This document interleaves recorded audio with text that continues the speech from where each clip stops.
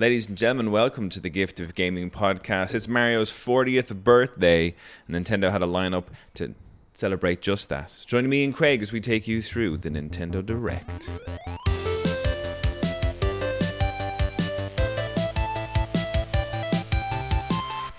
What's up, it's me, your host, Darren Wade, and today I'm joined by none other than Craig, the critical Nolan. Craig, how are you? I'm very good, Darren. Are you okay with that intro? You kind of muffed it a tad, but if you're okay to continue, I'm okay to continue. I just wanted to be critical immediately, just so people know what they're in for, you know?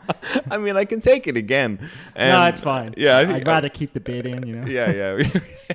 What a waste of our time if I deleted all this. How are you, man? How you keeping? I'm good, you know? We've got a Nintendo Direct. It's a shame we don't have Chris on. I really wanted to, grill him again over Chrono Trigger one more time, but alas, you have to move on. You can't let that die. I'll write down some notes and get him again next time. Next time you're on.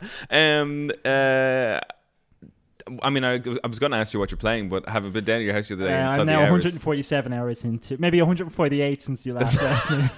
Got a sneaky hour or two in Coral Island, yeah. It's going well. I can't wait to continue. I'm hoping it'll last right up until September 25th, and then I can just easy transition into Hades 2. Nice. Complete the run like that, because it just doesn't end, so eventually I'm just going to have to step away, you know? Yeah, that's true. It is. It's kind of, when we were talking about it last night, it does have that kind of Stardew Valley. You could just keep playing this forever style of. I just unlocked a bunch of new content. I'm like, oh my god! I have to spend a lot of time getting each. There's 10 new things that I'm after unlocking, but I've unlocked the ability to get those 10 new things. Right. But now I have to get those 10 new things, and each one will take a few hours of my time to complete. Okay. So there's a lot more out there, and you know, as soon as I unlocked that, I was dying. They're just upgrades for the town. That's insane. A hot air balloon for the town, a cinema, things to add to the town. And then I'm like, oh, but how are the townspeople going to react to the things once I get them? You know, that excites me. Yeah. I love the idea of this ever expanding world, you know. So I'm eager to press on and nice. Hopefully get back to it a little bit later this evening. Good. I myself have been continuing on my Final Fantasy 9 playthrough. I've just kind of started disc 3. The beginning of disc 3 is my favorite part of the whole game, where you're in broken Alexandria. Yes. And the party all have to kind of reform and really plan out what they're going to do. Yeah, and with the party splits for a while, but in going to Kuja's palace and everything like that, you get the two parties stuff going. So that's quite cool. On there, really enjoying it. I'm kind of a little bit annoyed. Huh? They're really enjoying it? Oh, no, I'm really enjoying it. That's what I should have said. Yeah. My party, having a great time. Maybe these NPC characters are having a good time too. I don't know. Really enjoying it. I've missed a couple of things in the game that I probably should have spent some more time on, like the Chocobo thing for the treasure hunts. Come on, that's crap. Chocobo. Yeah, it is. Don't let Kev fill you otherwise. No, he just has one fond memory and then 10 hours of awfulness. No. And he's remembering the good times. That's bollocks. So I know it's bad. It's just that you do that to grow your Chocobo so you can climb some mountain bits and find treasure in the mountain bits. It's where you get one of Freya's best weapons. And I remember doing it with my brother before when we played through it as a 2-player years and years and years ago. It was the last time I played it, so I haven't probably played Final Fantasy in about 10 years. Yeah. But I remember that I need this mountain chocobo to get Freya's best weapon, and I just I'm like, I don't want to go back and do that. I really just don't have her in your party for the final battle. Yeah. Just the other guy. She was always in my party, to be honest. I love her. I mean, she's a dragoon. She's your kind of character. Yeah. No, she's but great. her arc is terrible with her love, who's just there. You know, Sir Fratley, who just shows up and then just disappears. That goes lost. nowhere. Yeah. I hate Freya. She is a dragoon. It's a pity because her story in Burmecia and everything like that has potential. Everyone knows her. She's quite well renowned in her world, but we never really delve into that. Hopefully, a Final Fantasy 9 remake can improve on all of those. No, because they're gonna remaster it and therefore change nothing and be like, oh, we just wanted to keep the core part of the story intact. That'd be disappointing. You know that whole not spend a cent type thing. Yeah, that's what we were going for. Because it would upset, because I'm playing it now. I always have really fun memories of Final Fantasy 9, but I really feel in this playthrough, especially playing things like Final Fantasy 7 Rebirth, when you've got the big open, the ones that are well thought out, and the action pieces, everything kind of links together a bit better. This one, you go from one section to the next, and there's such little dialogue about what's going on around them that I definitely. Well, 7 is like that too, to be honest. No, outside of Midgard, the party says fuck all. Yeah, true. Yeah, so I'm missing that. So I'm hoping maybe it is a remake and not a remaster, and we'll get some. I would love if it was a remake. Yeah, it'd be cool. Clear Obscure style. Yeah. Yeah, that would be amazing. I'm also playing a little bit of, or trying to play Silk Song, Hollow Knight Silk Song. Yeah. Craig, it's a really fucking hard game. Really good review. Well, some people say it's really, really good, and some people say it's really, really not. Chris seems to think it's great. Game of the year potential. For me, I don't see it, and even Hades, as much as I love it, I would not consider it for game of the year. It's too small. It needs to be bigger. Yeah. And I just watched the secret ending for Hades, and I was like, oh man, they didn't even add any video or it's just dialogue and a screenshot while the characters are talking about the screenshot. Okay, so it's thrown in at the end. I'm like, man, that's poor.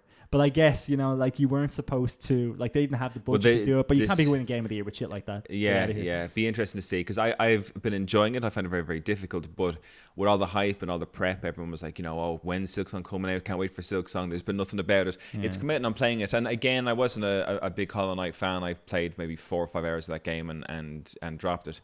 I have a feeling I might not be able to finish Silksong. I'm kind of having the same... I'd be shocked if you did. Yeah, I'm having the same kind of feelings where, as I said to you just when you came in there today, before we started recording, I was running through and learned a new ability, and I was practicing the ability to get to new areas. I was like, this is great, and went on for ages without a rest spot. So these chairs are where you sit down and that automatically saves your game. It's essentially a checkpoint.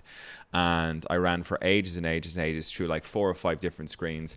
Accidentally happened upon a boss who immediately destroyed me, and I went right back to where I had started. How long would it take you to get back to that It wouldn't take me too long to get back to him. If I just ran the whole way, now that I know the skill or whatever, it wouldn't take me too long. But it's one of those things where I'm like, oh, it just in terms of, I know it would only take me about maybe 5 minutes of just sprinting over to get to him, but it's the fact that that 5 minutes. Exactly, it's just a rush, and that's where that's where I'm kind of might suffer as the game goes on with that. It's a shame. If you could just press a button and just refight the boss, it's fine. Yeah. Then difficulty is fine. It's grand. You just keep going. But that run up to having to fight the boss, each and every time is not what you want to be doing. But that, that's we're not here to talk about Silksong. We will at some point, because we're approaching. Wait, what's that?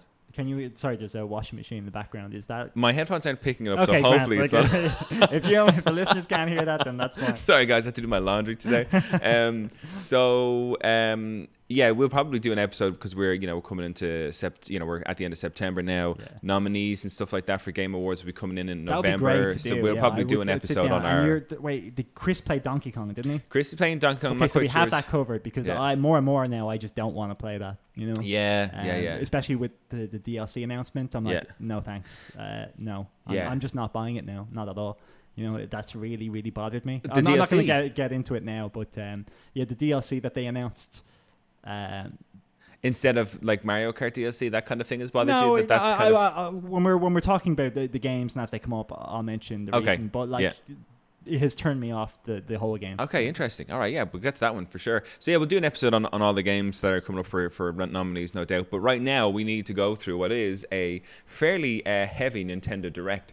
In terms of time, but not content. Not necessarily content. Actually, that's what I'll ask you first, just before we get into it. An overall view. How did you enjoy the Nintendo Direct? I did not enjoy the Interesting. Nintendo Direct. Okay. I purposely, we were talking about it yesterday, and I purposely just didn't speak to you. Yeah, I was going to say. Because I was like, no, I don't want to vent here, Mm-hmm. I don't want that anger to subside if I get it off. Right, okay. Keep it here for now. Anything in particular that just made you not enjoy? The Pokemon games really bummed me out. The DK DLC. Most of these, I absolutely anytime there's a Nintendo Direct, I'm like, not a Yoshi, not a Kirby, and not one of those Monster Hunter story games. We got all 3. Yeah. All 3 are just for babies. Nobody will play one of those games for more than 2 or 3 hours without going, okay, I'm done with that forever. Mm-hmm. They're the kinds of games you'd look at and go, yeah, it looks kind of cute. Maybe I'll give it a go. And after an hour, you'd be like, okay, I'm done with this. They don't push you to complete. They don't, and they still cost 60 or 70 euro. Yeah. Probably it's maybe fine when it was on the Game Boy, the DS, when it was maybe 40 euro, but now when it's 60, 70 euro, Darren, you can't spend 3 hours on a game. Mm-hmm. For that amount of money. That's unacceptable. Yeah. And the fact that these games are still being these games to me are a dying breed. They should be indie games now, or they should be just 2D side scrollers that only take a few hours and cost 10 to 20 euro. Mm-hmm. Stop making big, extravagant 3D versions of these games and charging full price. It's not acceptable, and I don't like it, And this entire Direct just stench of Nintendo taking money without giving anything back. Yeah. That for me was the theme of that direct, and I absolutely hated it. Without going into specifics, they made a big deal out of like Super Mario Galaxy. Yeah. And then they were like, oh, and now, and they're like, oh, Mario Galaxy 3? No, just Mario Galaxy 1 and 2 that you've played before, but digitally enhanced. And then I even watched a video showing the difference between the Wii version and the Switch version, and I couldn't tell the fucking difference. Right, like, you know, that's probably going to be 60 quid. That's going to be 60 quid. Yeah. But what you could do, I had the Wii U. I was one of the few idiots who bought a Wii U, and I'm constantly being punished for that because they keep re-releasing all these games, you know? So on the Wii U, you got Mario Galaxy 1 and 2 Mm-hmm. on the Wii U, but it was the same version from the Wii. It wasn't this fake remaster that they put no money into. And guess how much it was? What, on the Wii U? Yeah. 50? It was €10 for both. Wow. Together. Yeah. Now this is €40 for each, or 70 for the two combined. That's outrageous. For a paint job. Yeah. Like, they look the same, Darren. And I've played them to death. I played them on the Wii and I played them on the Wii U. So even if they were cheap, I already own it. The Wii U in my house is still hooked up. I could go home and play it right now, you know? Within 5 minutes. So I'm not paying that kind of money. And 20 minutes of that direct was Super Mario Galaxy, the trailer, and then the two fucking games. Like, so we're 20 minutes in. I'm like, okay, nothing yet. Nothing you know? yet. Yeah. And we still have 40 minutes to go. All right. Yeah, that's fair. Okay. Didn't enjoy it. Yeah, I can understand that. I think my own thoughts overall on this Nintendo Direct was there was a couple of things that spoke to me in it that I was like, oh, okay, cool. I could maybe get involved in those. Overall, I know we got the Fire Emblem announcement at the very end, which I was looking forward to. Because that was probably, there's two things I liked. That was the second one, but I would still err on the side of, Fire Emblem Engage was shit, and this is the next one. And it looks more like Engage than it does Tree Houses, even though I think it's set in the Tree Houses universe. Mm-hmm. It looks, the art style, the way the characters look, I don't like that art style whatsoever. It looks a lot like Engage. So hopefully my hopes on it is, because I didn't see enough. One of the things I definitely know 100% what I'll be doing is I'll be playing that game in Japanese if I can, because some of the English dialogue in that trailer, I was like, this is camp as. I'm not interested in it. Like, I'm not interested in how you guys have to say. It's really cringy. So I think I'll have to play it in Japanese. I was disappointed that we didn't get kind of much more of, gameplay, like the battle map, things like that. Just little tidbits to see what it's all about. Because we only got about 30 seconds of gameplay, and the gameplay we did look kind of interesting. Like, the main character was on this kind of ostrich looking thing. Yeah. He was fighting against someone on a chariot. And then there was another cutscene that showed someone fighting with a sword against a girl who was fighting with a gun, but she was fighting as though the gun was a sword. Yeah. So she wasn't actually shooting; she was just like deflecting shit with the gun. I'm like, does it fire? I don't know. What's it do? Like, So we're going down pretty heavy anime. But I mean, like every Fire Emblem game ever has always started. Oh, our kingdom's under attack by the evil king who's under influence from the Fire Emblem or whatever it is. Yeah. It's always some friendly nation who've been turned bad because of some outside force. Every time.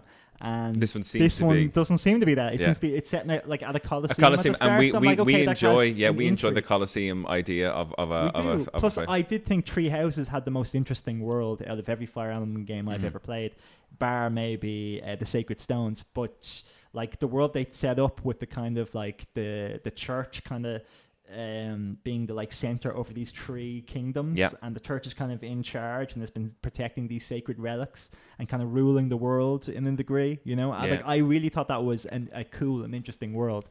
So I like the idea of us not going back to Google Translate for them to just go, what's a random name? Like, okay, this will be set in the kingdom of Xenomorphia, here's the town of Ivelschnake, or like they just have to make up nonsense on the spot because it's all the fucking same, Whereas in this, we have an existing world. Yeah, we can use that. Let's not make up random nonsense. Yeah, let's not go again. Because they've just made way too many worlds to the point where they all kind of just blend into one, and it means nothing. Like, there's no point learning anything. Whereas with Photon, like, I was actually in the libraries and Tree Houses learning all about the different houses and the crests and things like that. So I think it's an intriguing world to set your game. Yeah. And I think I struggled with Tree Houses to kind of really go and do a completionist job on it. I know yourself and Colin did all three kind of houses. No, he didn't do that. I did that. Oh, he did what, 1.5? Because he did the same as me. He did red team, didn't enjoy the characters, and then we both jumped to yellow team, I think, which is how I played. He did yellow, yeah. But I think in terms of graphically, it's a massive update from the running around, because when I got the Switch 2, one of the first games that I opened up just to maybe like, oh, well, maybe having the Switch 2 will encourage me to play through Three Houses again, play through it, and as you said to me before, it's a DS game, it's a 3DS game through and through. It's not a Switch game at all. Graphically, frame rate wise, I'm like, this is so poor. So I'm excited, at least by the trailer, what we saw when the character was running through the main streets of whatever city they're in. I was like, oh, this looks like it could be maybe not next gen, but at least current gen. Next gen. Like, to me, it looked like Final Fantasy X. Do you know when you're like Tidus running through like Luca, like this big open area with fuck all people in it, a cleaner version of 10, hopefully. Way too much space that you don't need. Yeah, that you just walk around like massive corridors. Yeah, so we'll see. But listen, we'll hop in. We'll go through the direct in order of things that they appeared. So we'll start off with Saturday just gone was Mario's 40th birthday. So the Nintendo Direct started off with kind of like a 40th anniversary thing of games. First thing that came up was a little teaser for the Super Mario Galaxy movie coming out spring 2026. I forget, did you enjoy the first Super Mario movie? I thought it was fine. It wasn't like, it annoys me that I think Sonic was better.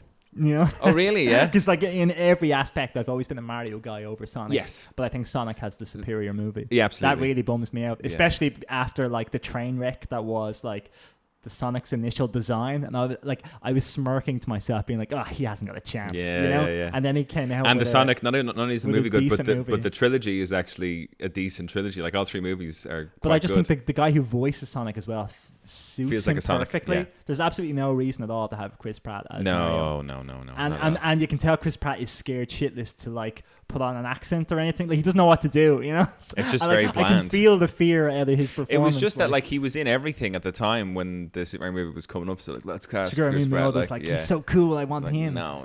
There was definitely lots of better choices. I am a big fan of Charlie Day doing Luigi. I think he does a decent Luigi job. I think he does, but only because I hate Charlie Day as an actor because his voice is too surreal to me. I don't believe it like a human being can talk like that. Right. Like I think it's just too morph. Like for me, it's like you know, like he behaves like that as a character. Like that's the character in It's Always Sunny. So when I hear him talking that in real life, I'm like, will you ever give it a rest? Like, you know, surely you can be normal now. When we're in like take a break for 5 minutes. For someone like Luigi, it's fine because it's a cartoon. I think Charlie Day is built for cartoon characters. Yes. But just fuck off from live action movies, please. I haven't seen him too much, at least thankfully, says you.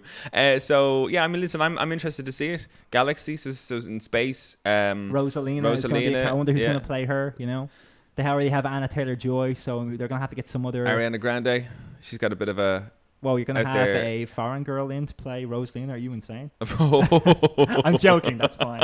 This is the world we live in, huh? So after that Mario movie, we got Galaxy 1 and 2 announced for Switch. We've already talked about this. It's going to be, I think, a bummer. The fact that it's £70 for the two is outrageous. Massive bummer. And like the side-by-side comparisons were very poor. Even someone's like, oh man, look at the floor. You can see there's extra pixels on the floor. And I'm like, who gives a fuck about the floor? Like, I'm running through there in like less than a second. I've already gone past that area.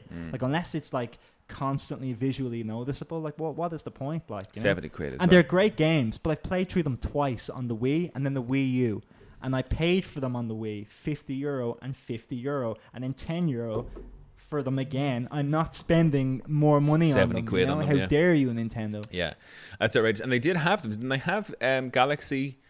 Did they bring out like a limited thing where you could get Super Mario 64, Galaxy 1 and 2 as like a triple pack? Like not only that, and they took that off the market. They only released it was Mario Sunshine, Mario 64 and Super Mario Galaxy. And they were remastered as well. And all three of them came in one. But they took that off the market. Like that's gone. You can't get that anymore. Gone? Yeah, that was only like so look at that sly little move they're after doing, like, you know, and that's Super Mario Galaxy. So they didn't want people to buy it that way. They were like, let's get this new one. So they must have known back then they were doing a Galaxy double job on it. Like, you know, that's snaky. It's so snaky. It's awful. We did get a look at that's coming out on the 10th of February next year. Then we're going to look at Mario Tennis Fever, which includes new rackets for new abilities, 38 playable characters, and a baby adventure mode. 38 playable characters, I was like, okay, because I expected 10 with DLC promised later to add more that wouldn't arrive. That's what happened last time. It's what happened with the soccer game. It's what happened with the golf game. It's what happened with the tennis game.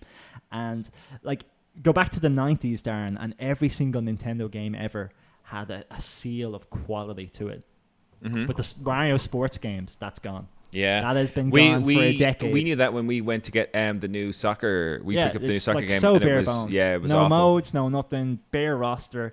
Like we played it for maybe an hour and we've never gone back to it since. Like, you know? Looked back, yeah. But like that's what I feared through this. And granted, there seemed to be a decent amount of modes. There seemed to be a decent amount of characters and adventure mode.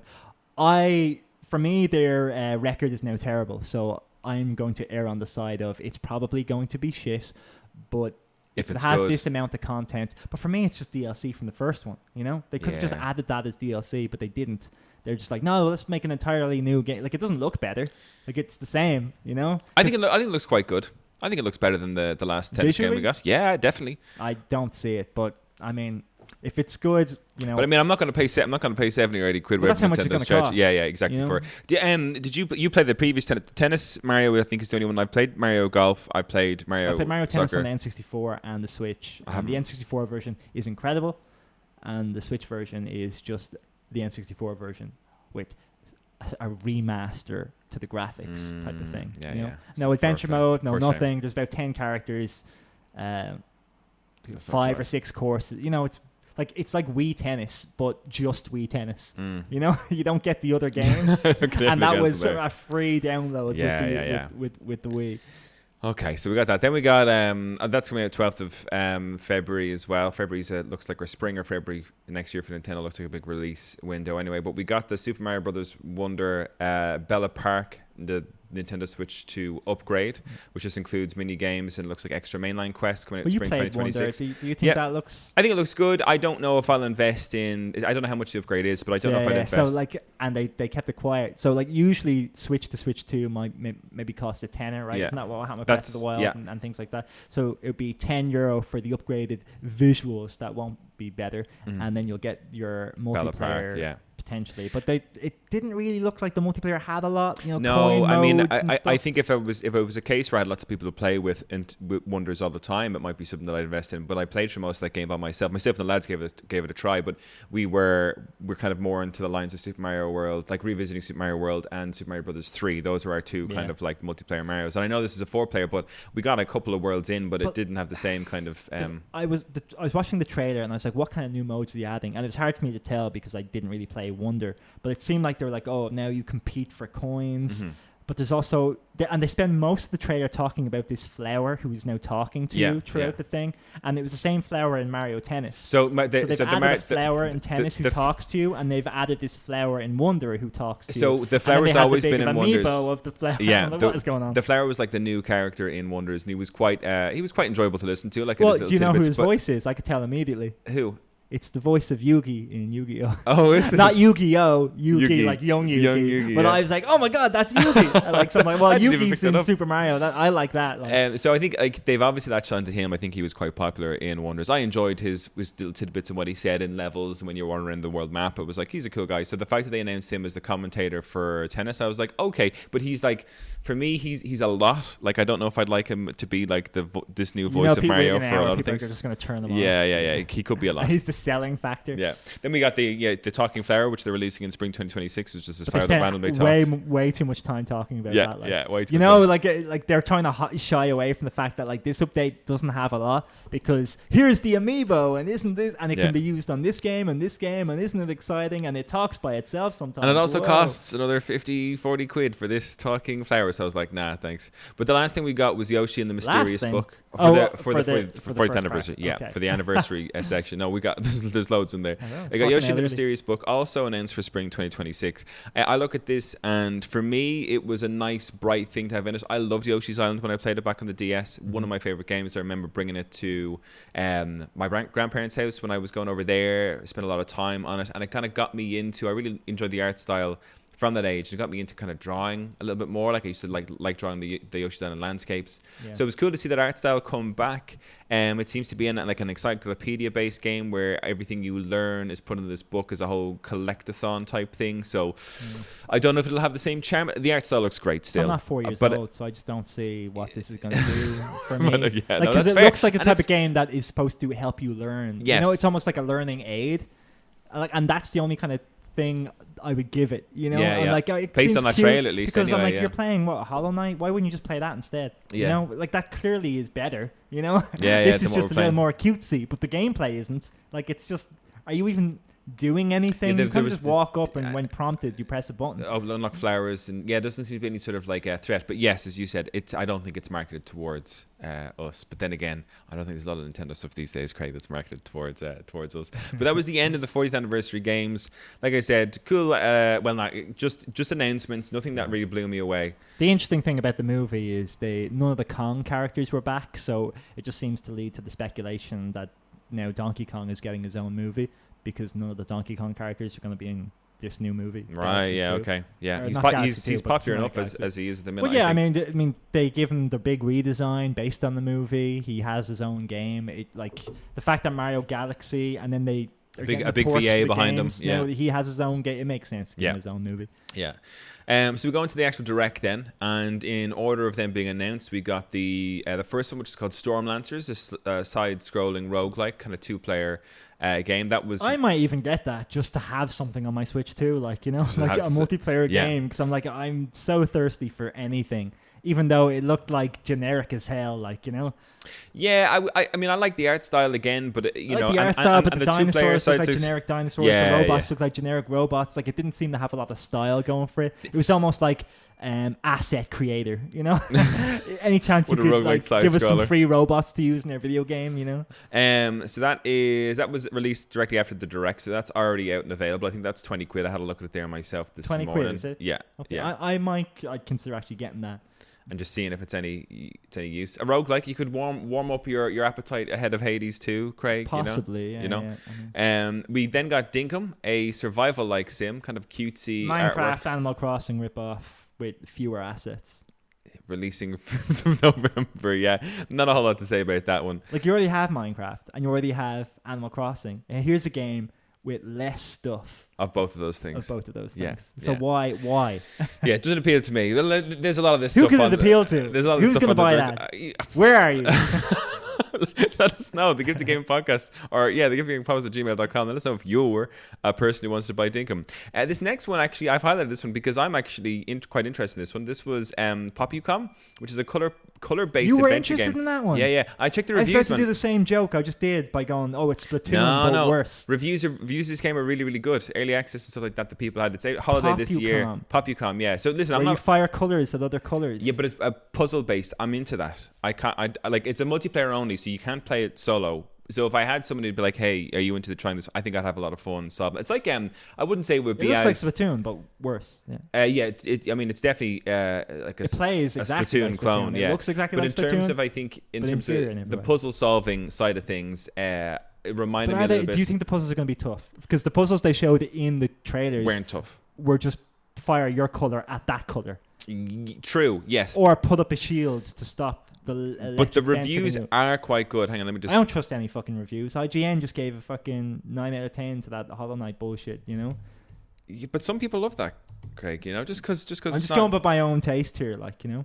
What have we got? I mean, 9 out of 10 on Steam, 83% on Metacritic. So, like, I think that's what I mean. I watched it and I was like, oh, interesting. And then I saw the reviews. I was like, I think there's a little bit more to this, potentially. Potentially. So I think I'll wait until holiday, see what the full reviews are, see what the price is when it comes out, and It's crazy that you loved it. I thought that was one of the worst games in the whole direct. No, it had me intrigued, I have to say. Yeah. Now again, I could look at it when it comes out on holiday, watch some playthroughs and be like, nah, not for me. But instead, if I had someone who'd sit down and go through this puzzle game with me, I'd be like, yeah, this could be something that could be It won't be into. me anyway. You're not going to hop on that movie. That's totally fair. I mean, who of our group might even play that? Kev with you? might. I don't think he might. would. Kev might. I think he'd look at the trailer and go, nah, damn, fuck that. I'll give him a shout. Next, we got quite a disturbing game, at least the trailer-wise really disturbed me, was Tomodachi Life Living the Dream, a cozy simulator coming out in spring 2026. Lots of people have been waiting for the next Tomodachi Life. I guess there is a cult following for Tomodachi Life. Sure. It freaks me out. How they speak freaks me like out. everyone has the Stephen Hawking voice. Yeah, it's and they weird. even showed like, oh, you can change the voices, but then every character sounded like Stephen Hawking. I did. I'm like, you didn't change the voice. It was scary, They're yeah. the same, you know. And you could give them on all their own personality, kind of things they like, dislike, and then just throw them out in this world and just It's make. like what, the Sims type thing. I guess so. Yeah. I mean, like I said, it seems to be really popular. Not for me. That Not really for freaked me out. but Yeah. fair enough, I guess. Yeah. Like Popucom. For someone for who those, isn't me. Same as Yoshi and Kurt. I'm like, who are all these people into these shit games? Like, you know? But there must Sorry, be I shouldn't say shit games. games that you think will be shit. No, shit games. Fuck it, Darren. Sitting for a penny. I don't want to for be a pound. polite, you know? Fuck it. Next, we got the Mortal Kombat Legendary Collection coming out at the end of October. That was like the first game. They were like, and now games for Nintendo Switch 2. And they showed Mortal Kombat from 1995. Yeah. Like, are you fucking insane? Yeah, that was a bit disappointing. I saw it and been like, yeah, okay, here's another thing I'm definitely giving From like the zero early interest in. 90s. Yeah. You Those know? collections, I guess, diehard fans are interested in those, but even from if someone brought out like the legendary Tekken collection, I'd have no interest in getting that, because I'm like, no, the games I'm playing right now are far superior to the old ones. I've no interest in revisiting Tekken 3 or 5 or 6. But that's why I dislike, like, wouldn't go back to Final Fantasy 1, 2, 3, or 4. You know, I'm like, why would I play them? Oh, I think no. The reason I'd be a bit different on that would be from a storytelling perspective. But fighting games have no decent narrative, or they don't even really have a narrative. You try playing Final Fantasy 1 and tell me that has a good narrative. I wouldn't say it has a good narrative. It has a narrative. You have more than a defeated fighting me. game. Oh no! I say, restore the crystal, Craig. I didn't do nearly as much of that in the old Tekken games. No, so after that, then we got what I was quite interested to see was the Final Fantasy 7 Remake Intergrade trailer for Switch 2. Come on, you're not going to get that though, are you? No, I'm not going to get that. But what I mean to say is, this is what this is again. It's doesn't do much for me in the sense that I have a PlayStation 5, but there's a lot of people out there who wouldn't have had a PlayStation 5 or the Xbox Series X to play the next gen games. It's on PC as well, though. True, but again, if you're one of those people who sits down with like, I just play the Switch handheld and that's all I've ever done, you get to the Switch 2. Here you go. I don't think there's a single person who has a Switch 2 and not a PC, PlayStation, or Xbox. I think you find yourself very incorrect on that.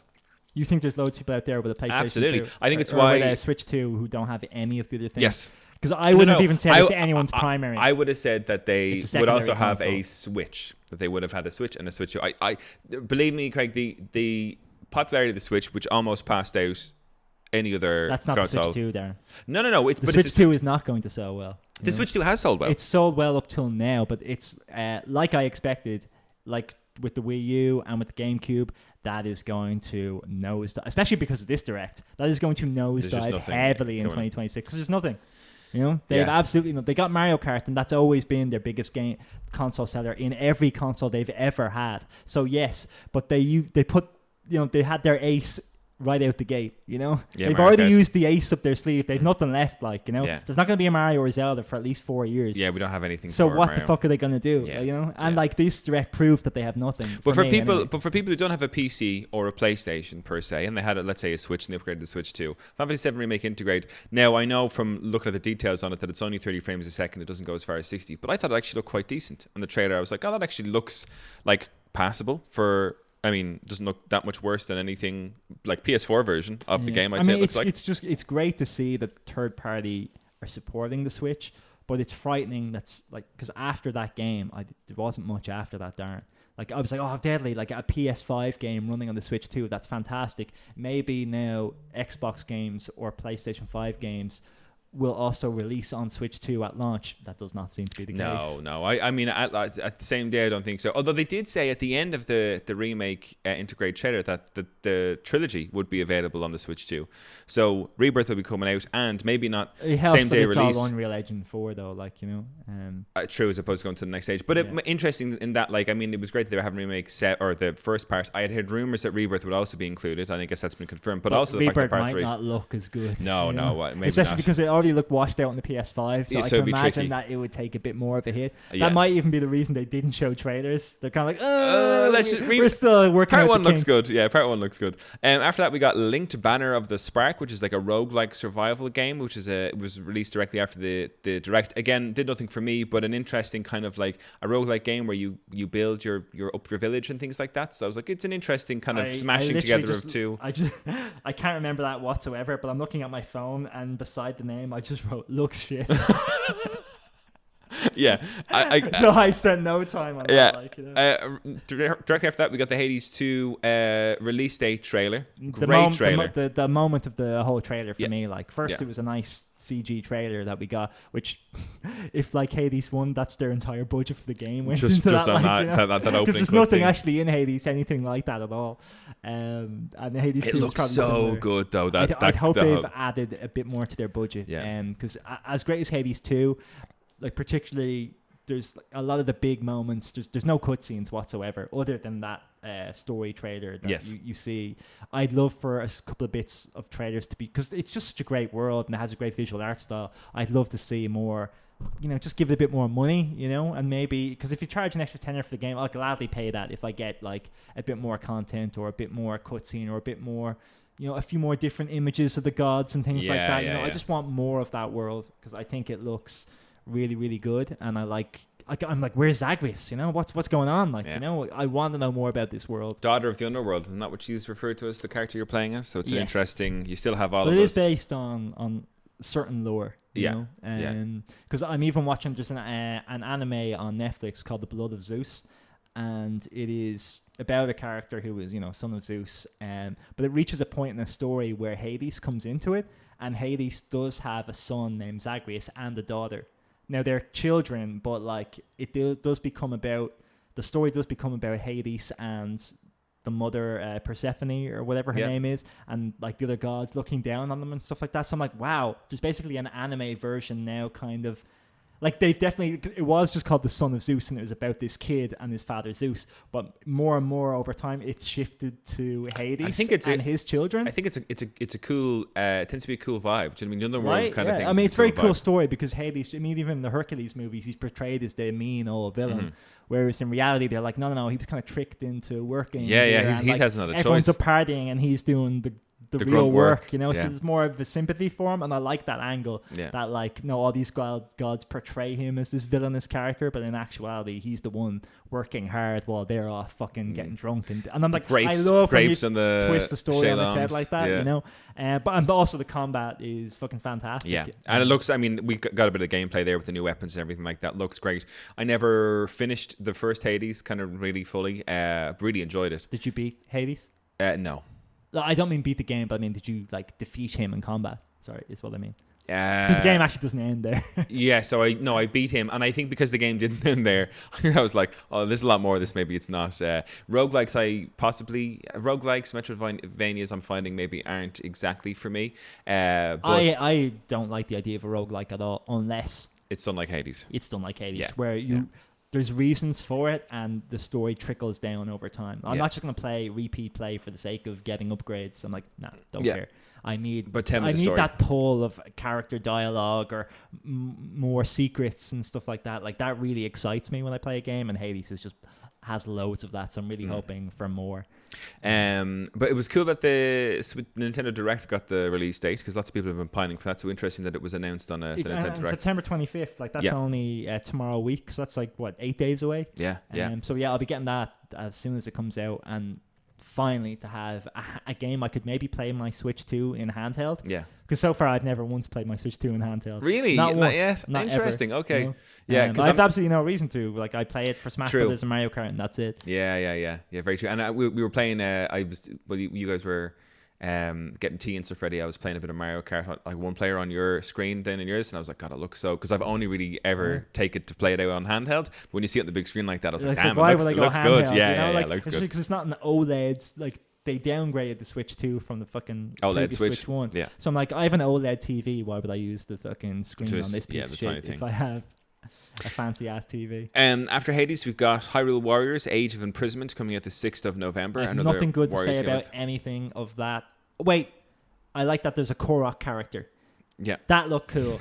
If you could play as a Korok for even a few minutes in a real Zelda game, I'd be like, he's the greatest character of all time. Yeah. And so seeing that, I was like, that's deadly. But this game is in an alternate universe, so it doesn't even tie in. So basically, they can do it if they want, it's fine. And I'm like, no, I don't accept that. They did say it was in an alternate, it's meant to be an alternate universe, because they're going to break the canon constantly. But they said that they're going to, you get the backstory of Tears of the Kingdom in it, of those a similar backstory. But once someone's going to go, hey, but if Zelda's here, how come she did this? Oh, yeah, because it's an alternate universe. Yeah, right. Like, it's a lazy excuse to get away with bad storytelling. That's all that is. Yeah, yeah. You know?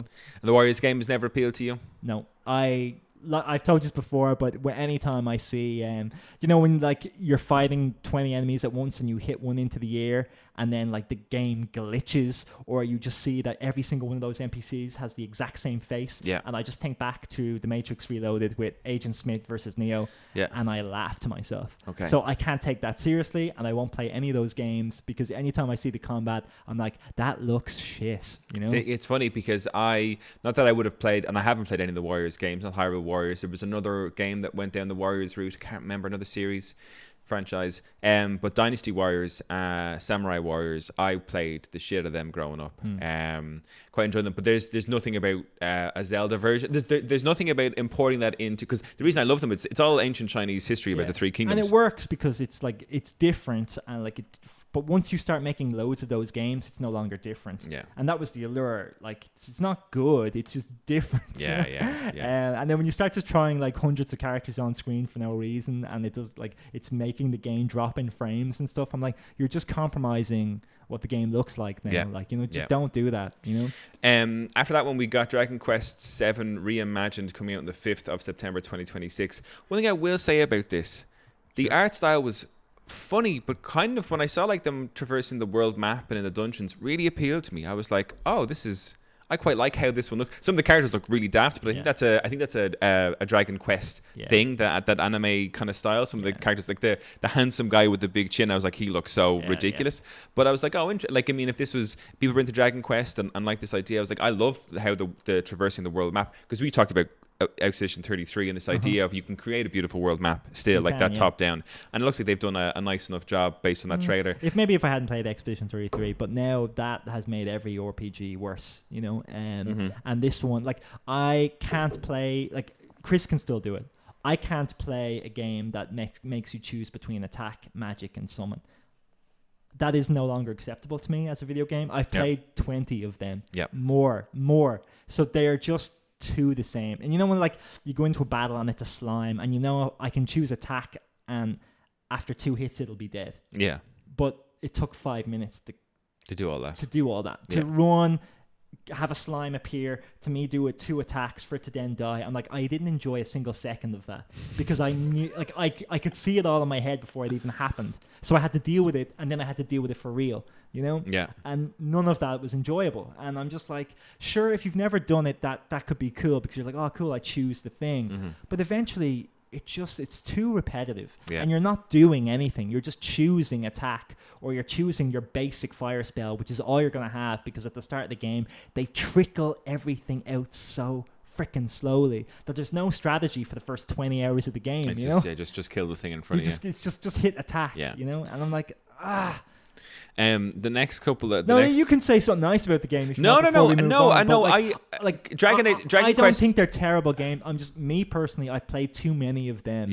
For them to like get me excited in any way. I like the animation style, but Dragon Quest as a series has never done it for me. I remember I've always just I think found 4 or 5 the superior game, because they emphasize story, and Dragon Quest is like, fuck the story. We just want to have fun in this world. Like, which I can respect if that's what people want to play with RPGs. I'm all narrative when it comes to RPGs. I just thought I quite like the art style. I hope for Dragon Quest fans it's successful and people enjoy it. Why just not something for me. Let them be happy. I guess. Sure, we'll allow that. The next 2 announcements were pretty funny. We got a Nintendo app updates where you can have a Kirby skin on your Nintendo app. What a way! I didn't even know that existed, nor do I want any. I didn't even remember that happening. It gives you, like, it lets you know what day it is, and it gives you tidbits about certain games. And I was like, it's just not so. Is my background pink on my exactly. And you've got a Kirby in the capital, or you could have a Mario. We've had white and black for the last 8 years, hey, a splash of pink, why not? And then we got the Virtual Boy announced for Nintendo Classics coming. That was the biggest fuck up of the whole direct. €100 accessory for 15 bad games. Is that how much it is? €100? It's £100 for that headset. What is going on? If you had an emulator and and people do this all the time, they would get an emulator and play all those 15 games, and they'd pretend they were good, but they would be wrong. None of them are any good. Like, they're all crap. You know, they're all bad games. So now you have to pay £100, and they're not even releasing all 14 at once. They're slowly they've like 2 or 3 at launch. Yeah. And they're like, oh yeah, over the course of the year, we're going to release more and more. So you're spending £100. But even when Virtual Boy first came out, wasn't it a flop? Didn't it fail when it came out initially? Complete failure. And now they're like, oh, we're doing it again. And they also cost the same. Yeah, it's you fucking like €100 for that accessory is just insane. And they have like the cardboard version. And then remember I saw the cardboard version that you could get afterwards, like real Nintendo Labo shit. And I was looking at it being like, I could just like have the Switch screen real close up to my eyes, guys, and save myself £100. Like this is insane. Just, I mean, anyone who buys that, sorry, you're an idiot. You're crazy. An absolute idiot, and you are helping Nintendo succeed in robbing us all. Yeah. Yeah, that was a terrible one. After that one, we got coming out in early 2026 was Fatal Frame 2 Crimson Butterfly Remake, which is that horror photograph game. Yeah. The only thing I know about that is Smash Brothers. Assist trophy. Yeah, it's the same as myself. But I watched the trailer and I was like, I know. Apparently, they're good games. Yes, the remake. It doesn't bring it up to, let's say, modern day graphics. It's obviously just kind of like helped lift it a little bit. Yeah. So I mean, for that reason, I probably wouldn't invest in it. But from the trailer wise, I was like, it looks kind of Silent Hill horror-esque, and I was big into Silent Hill. I like my Resident Evils, so I think for the fans, great. If you're into horror games, maybe there's something in this for you. You know, fair enough. Then we got the Nintendo Switch 2 upgrades kind of montage, which included kind of like mouse, accessibility, along with kind of multiplayer modes for One Piece, Overcooked, Stardew Valley, and Humans Fall Flat. That was a quick highlight. And I think it was just mostly that the mouse was introduced to these games as well. Then we got, coming at fall 2025, we got Power Wash Simulator 2. I mean, was it Luke that said Come on, Luke, are you even like trying to sell your game? Like? Luke said it to me. Someone said it to me that maybe it was Andrew. Andrew plays a lot of games. Maybe it was Andrew or Luke, but someone was saying that they really enjoyed Power Wash Simulator, and I was like, it's like good for someone you. making you play that and be like, oh, hey, do you want to have some real fun? Don't wash my car. I have a great time, yeah? You know, like it's just like, it's made for idiots. Oh, it's like, just crazy. It's meant to trick you into doing work for someone. And you're not getting any benefit. Yeah, it's funny. The Power Wash Simulator, even when the first one came out, made me laugh. Listen, if that's your jam, go for it. I'm not going to yuck your yum, but not for me. But there will, and you're right. I wouldn't be surprised if people within our group are like, oh, brilliant, man. You've no idea. Wait till you see how quickly you can wash this car. Like, what are you talking about? Such a funny game. Then we got, so I've just thought of an idea, right? Because you wanted to go into Pokemon, right? The post show today, guys, is going to be focusing on the Pokemon announcements for this Nintendo Direct, and we can talk about so you're separating that from this Direct? Yeah, I'm going to skip those things and we'll put them into the post show. Maybe that's fair. Because I feel I like would like to have an extra few minutes if that's good. Yeah, because I'm going to tear into Pokemon. Yeah, and I think we should do that as a post show. So if you're I'm going to tear into Donkey Kong as well. Is that going to be in the post show? No. That's coming up. It's on the list. Okay, we're coming up to it shortly. So we got Suika Game Planet, which is that fruit drop puzzle game, coming winter 2025. The new thing about it is it's in a circle now instead of a square, is where you place your fruits. Why are we even talking about Suika? What? It's Suika Game Planet. I'm telling them as they came out. Describe the game for me. Do you remember where you drop in a strawberry and 2 strawberries become an apple, and then that apple, the 2 apples become an orange? Continue. I'm no longer. That's what the game is. I think it's like a Candy Crush puzzle type of game. Okay. You know, not worth mentioning at all. Winter 2025 for all those interested. And then we got an actual full trailer with what's potentially going on in the game for Metroid Prime 4 Beyond, coming out the 12th of April. So we got our announcement. It's 12th of April next year. Samus's on a motorbike. Did anything of this trailer speak to you, Craig, as opposed to what we got before? So immediately when I saw the motorbike, like I knew there was going to be a gimmick, because there has to be, because it just looks like Metroid Prime 1, 2, and 3. And why wouldn't you just play those games instead? But I can tell it's a Switch game, but you know, it's also a Switch 2 game. So the Switch 2 game looks better, but first and foremost, it's a Switch game. Notice how like you're on a motorbike in this kind of open world, and there is nothing. Yeah, it's sand and nothing in every direction, because they don't. Graphically, the Switch can't do it. You know? No, but this is the thing. Graphically, the Switch fucking can do it. It's just that some make it. You need to have then a cool like watercolored art style like Zelda to get away with it. Yeah, true. The Switch can't do it. But in terms of, I watched it, I was like, oh, cool, on the motorbike, and then it started driving out into the desert, and I was like, oh, this just screams Pokemon. Fucking, what was the one we had the? Yeah, Violet and Scarlet. Yeah, it didn't even look like you were doing an awful lot on the motorbike. And like I said, okay, so Metroid Prime 1, 2, and 3, great games. But this looks exactly the same as them. In fact, if you even playing them side by side, you might not even be able to tell which is which. And they came out in 2002, 2003, and 2005 or something. Yeah. This is 20 years ago. Yeah. They look exactly the same. Yeah. Exactly the same. And they don't And this even one's seem been to... in- this and like has been she's in still production for a using long her time. basic pea shooter. Yeah. She's still using her like Whip. her grapple thing to pull her to look. And I'm like, they're not innovative. Like, and even in the 2D Metroid, the Dread one, she had deadly upgrades that like had this like sonic that, and like her upgrades were things that they'd never seen in the series. Whereas this game is just going back to Metroid Prime 1 as though you've never played those games before. Yeah. And on the GameCube and Wii, both you could get these games on the GameCube and on the Wii. And similar to how Mario Galaxy 1 and 2 did that €10 release, Metroid Prime 1, 2, and 3 with motion controls, they released as a remaster for the Wii U, and it cost €10. €10, Darren.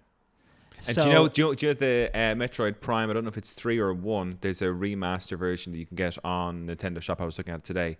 It's on sale now, but it's £30, I think, for Metroid Prime 1. I think so, yeah. Okay, and I got the trilogy for €10 because they didn't go, oh, it's a remaster. They just went, no, it's a port, which is what the remasters are. Yeah. They just don't want to admit that because then they'd have to admit that they're stealing. Yeah. Which is what every remaster is doing.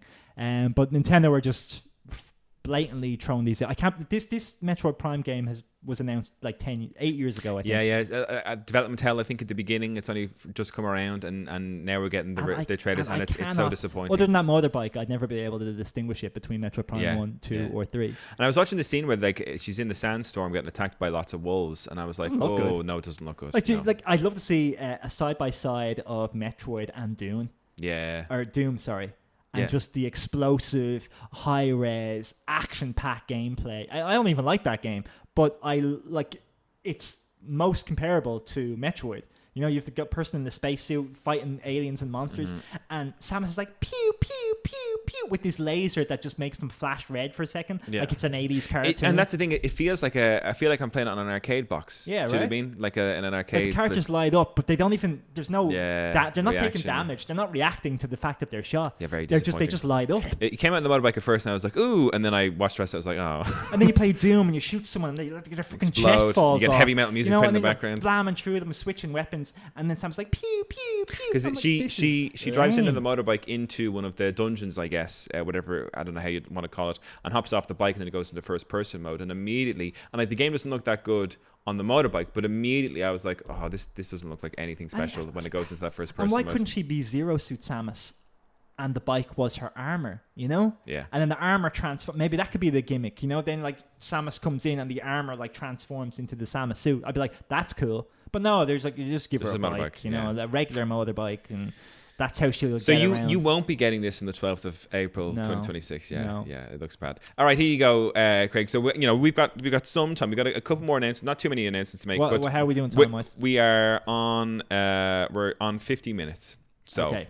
So, but with the next announcement is the Donkey Kong Bonanza DK Isle and Emerald Rush DLC, which was released directly after the direct, so it's already available. Interesting. Before you get into your bit, they also released a demo that you can now play a demo for the game, which to me speaks that they're trying to get more people on board. So I don't know if it's been the seller that they've wanted it to be. To me, it seems... Well, Donkey Kong has never sold as well as Mario. True, but in terms of like Bonanza, the big thing, all of a sudden you've got... How long has it been out now? Since June, July, that game came out? Possibly. Mid-July, wasn't it? Mid-July. And now we're getting a demo, so it's like, August, hey, just try September. So 2 months. 2 months, Darren. For a, what, 20, 30 euro DLC? How much is it? Oh God! I know if I looked at the store today, to buy the Donkey Kong Bonanza with the DLC was like €89. So like 90 quid with for DLC. Yeah, so it's €90. Yeah, for content that was clearly made before. You know, like they didn't finish the game and go, okay, we've 2 months to start working on this DK DLC. That was already made. That was already finished, and they withheld it. And then released it 2 months later. That to me is extremely bad form and should not have been done. And if you're going to release DLC, it should take at least 6 months to make that DLC. Yeah. To be able to justify putting 20 quid is 1/3 the price of that game. And if the game took 3 to 4 years to make, probably more, how did you get a €20 content worth of DLC within 2 months? Yeah. Unless you already fucking made it took it out of the game and then charged people Repackaged it. afterwards. Yeah. And that's what I'm seeing more and more. And that's why I'm going to fucking crucify Pokemon with what they did. Yeah. But DK, like Nintendo set a really, really bad precedent by first overcharging for the game in the first place. 70 quid. Everyone went nuts. Like, well, that's way too expensive. For me, it was like, okay, it's only €10 more expensive than what the Switch games were. But now you're competing graphically and technically with PlayStation and Xbox. So you better live up to that. And DK probably does. But if they withheld this, then it just means that the game already had it, it was finished, and they withheld it so that they get that extra 20 quid from you. And I just ultimately think that's extremely bad form, and because of it, I'm just refusing point blank to buy Donkey Kong now, because that is 90 quid that they're essentially charging for the vanilla game. Yeah, it's a good point. I was really, really surprised when they announced DLC, because in my mind, I thought this is the perfect opportunity. We've had it out for long enough now for Mario Kart DLC, and even something small, maybe a couple extra skin characters, or just the announcement, a trailer of a track that's in development. Exactly. We've got like 4 more tracks in, another tour that's in development or whatever.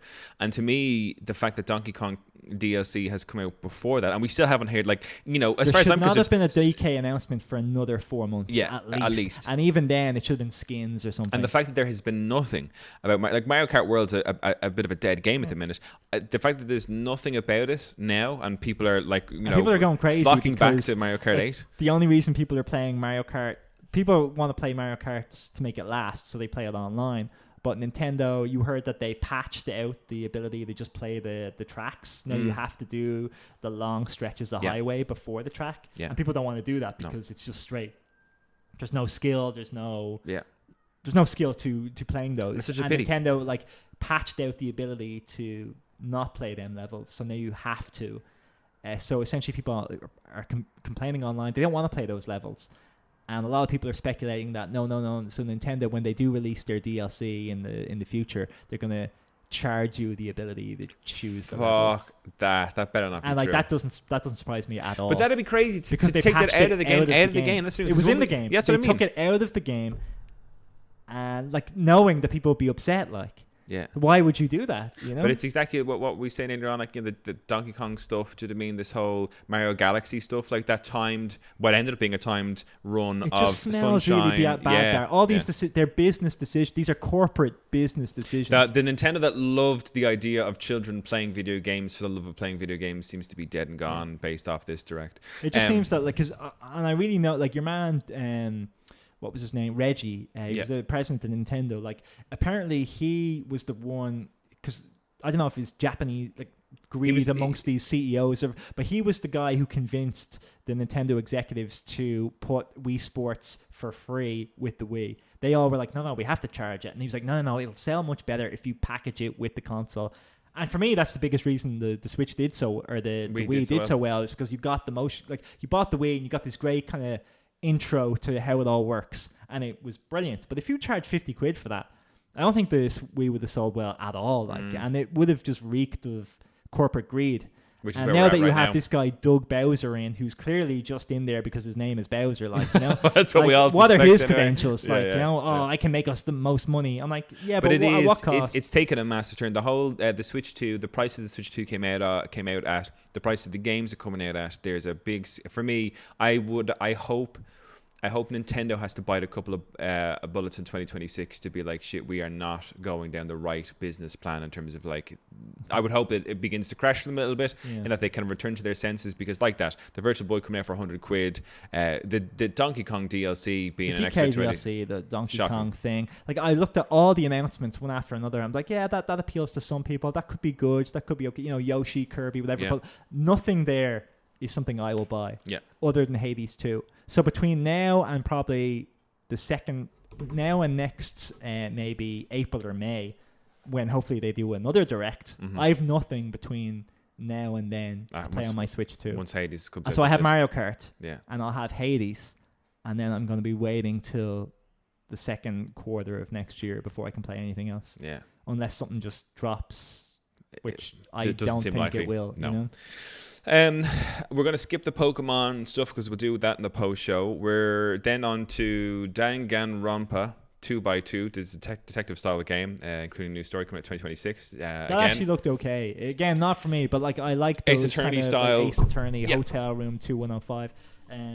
There was some really good kind of like even Professor Layton and stuff. People love those games, so that there's definitely an audience for that. I'm trying to be on the upbeat swing here, Dan. I hope I didn't pull all our listeners off. No, we're on this. No, but I've just got to be honest. No, like I'm not trying to like generate sales for the fucking podcast or Nintendo or anything. I'm just calling it like I see it, and it is not. No, good. and it's the not. future is dark. Yeah, for Nintendo, and that's the thing as well. When we're coming to the end of this year, and like Luke wants to switch teams because Xbox this year. I want to switch teams now. That's what I mean. You'll have to represent Nintendo, but like I mean, I'm looking at the year that the PlayStation's had, which has been quiet in terms of. I don't think the PlayStation has had massive success stories this year that you're like, wow, isn't PlayStation and Sony great? But they certainly haven't been hitting the heights of the negative stuff that Xbox, Microsoft, and Nintendo have been. Right, yeah. So like when it comes to talking about the big three at the end of this year, I don't envy you or Luke. Yeah. Do you know what I mean? It just seems like everyone's clutching their purse strings. Like there's just no desire to actually spend the money. It's just like, let's put out. Is it the rise of indie and everyone's just jealous of how much money the small indie companies are getting for not really putting money into the game? So now they're really I just think it's back. I think for Nintendo, we really need GTA 6 to just launch and prove that you can spend a lot of money to make money. Yeah, an interesting fact about GTA 6 there, because I know we're derailing here, but Hollywood needs a turnover per year, let's say, from their movies. Across the entire thing of about, I think it's a 7 or 8 billion for that year to have been profitable. So they have to hit 7 or 8 billion. Why can't they make $1 to be profitable? In terms of the cost of movie production. So Hollywood across whatever. I know, but if you break even, that means everyone got paid. Yeah. And everyone got their fair due. Absolutely. So if a movie breaks even, that's like, oh, great. We employed people for 2 years. A piece of art was created. Paid, yeah. And it's a good time. But they were like, oh, we can't make another one. No. Our investors didn't make their fucking money. That's the thing. And they're all that matters. It's the bottom dollar. dollar. No, they don't matter at all. But what's interesting is it's 7-ish million or billion for Hollywood to be successful. GTA 6 in its first year is projected to make €6 billion.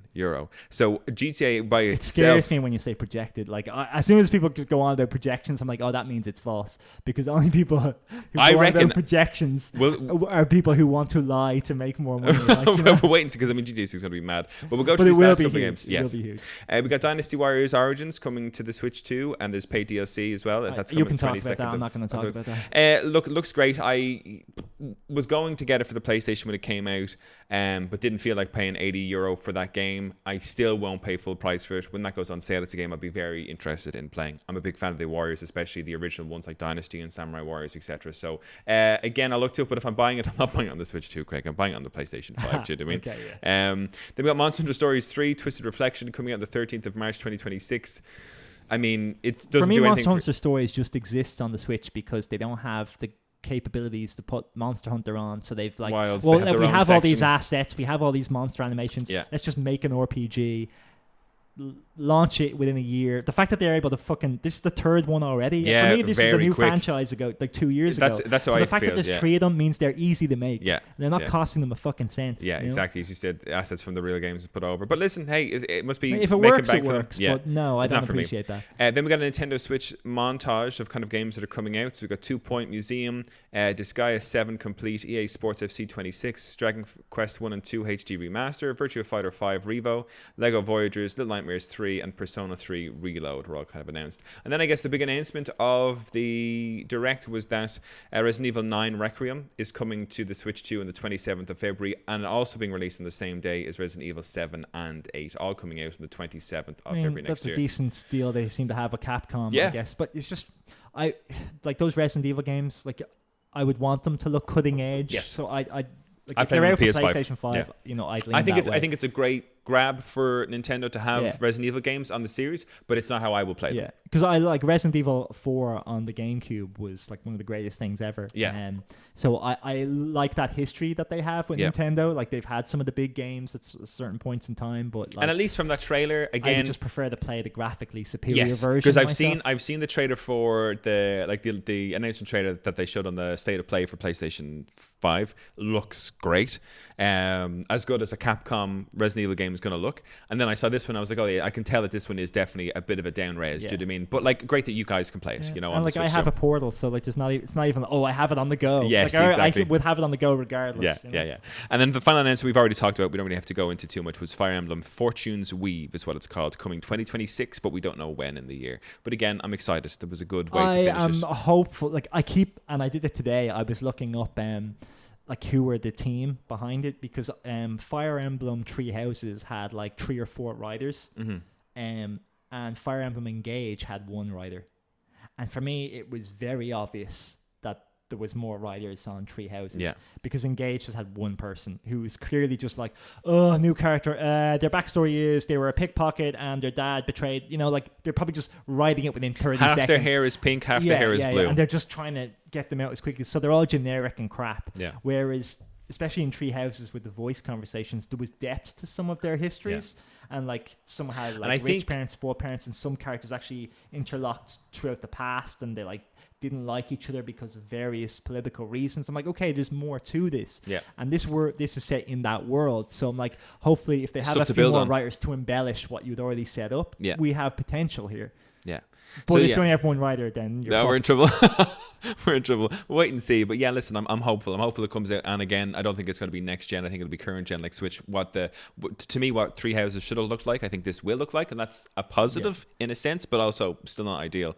It doesn't look like. But this should look like what this should look like. Yeah, exactly. Yeah, it isn't. It's going to look like a Switch game when it should look like a Switch 2 game. Yeah, for sure. They're always just a little behind. But we take what we can get. So listen, that's the Nintendo Direct. For anybody who's interested in Craig's opinions, it's not good. I think the Direct for me had, like I said, the Resident Evil announcements, the Final Fantasy VII remakes. I'm happy for other people on the Switch. I'm happy for other people too, but I think people should take a good hard look at that Direct. And even if there are a few games in there you like, it's a scary thing that so many of Nintendo's games were packaged with DLCs, but those DLCs were taken out of the we're going to talk more about that. That was DLC content that wasn't made on time, so they took it out of the main game and are now charging for it.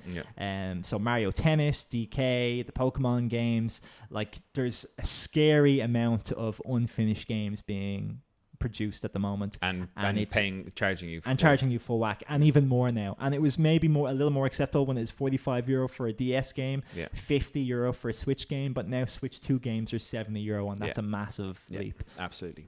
So yeah, I think it's one of those things whereby when I look at Nintendo 2026, I would say to listeners, to buyers, kind of vote on Nintendo with your wallet a little bit, because it's not a bright future. And like, it's one of those things where I'd say to myself, oh, but they need to the cost of creating games is what they say across the board is so much more stuff to recoup back. But then I look at what the likes of, Sandfall are doing with Expedition 33, and I look at what indie studios are doing all by themselves and the budgets they have. I'm like, no. You can still make good games and charge a reasonable price for them. And that's the way the industry needs to go. Because the industry is, I think, in full crisis mode at the minute. But like, games like Monster Hunter Stories, why does that even have a single sequel? Like, Final Fantasy 1, 2, 3, 4, 5, 6, like, they were all unique new stories. This is just a sequel for the sake of a sequel, for the sake of a... like, these games shouldn't have sequels. They should have been a one and done if the team were creative, but they seem to be corporate greed, and now games are getting sequels for the sake of sequels, and it's just...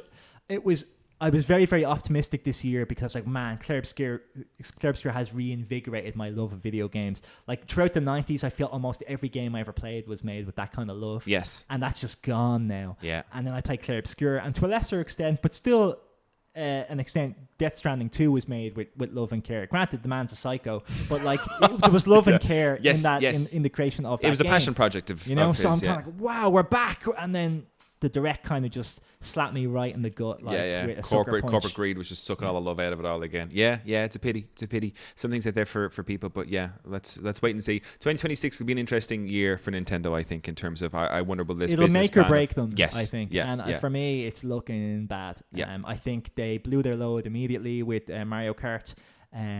Knowing that people weren't in the mood to pay 500 quid, but they're like, well, they'll pay 500 quid for Mario Kart, and that's true. Yeah. But what else you got? Yeah. And we're still waiting, essentially. So that's it for the our episode today.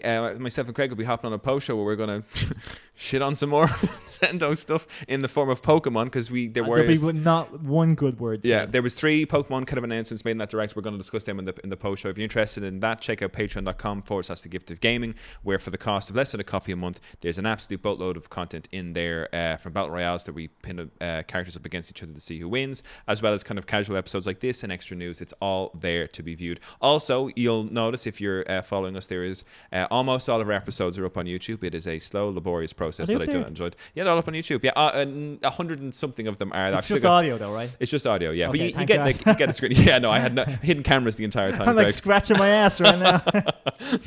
No, it's just audio. But like I remember when talking to people, lots of people, when they asked about the podcast, they said, "Oh, what are you?" And they immediately brought up YouTube to search it. And I was like, "That's interesting. Maybe I should get my finger out and get them up on YouTube." So they're almost all there, and they will all be there by, I don't know, in a week's time. I'll have them all up there. You can check it out at the youtube.com/@giftofgaming. Craig, thank you so much for hopping on for this. Looking forward to us shitting on some more stuff for the post show. And to our listeners, as always and forever, keep enjoying the gift that is gaming. Peace out.